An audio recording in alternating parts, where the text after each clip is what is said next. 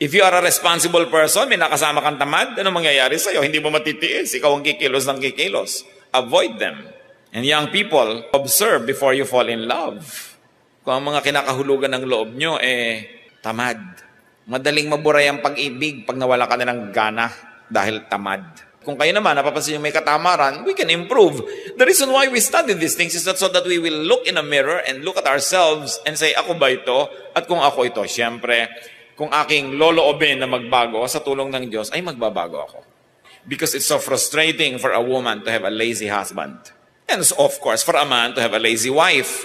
Puro na lamang instant mommy ang pinapakain sa'yo ng wife mo araw-araw. So, masasayahan ka ba doon sa buhay? Lagi na lamang na nakahilata at tinatamad. No, ayaw gumising ng maaga, ayaw matulog ng late. Ano mangyayari sa inyo niyan? It's very frustrating for a parent also to have lazy children. And I'm sure a lot of children know how it is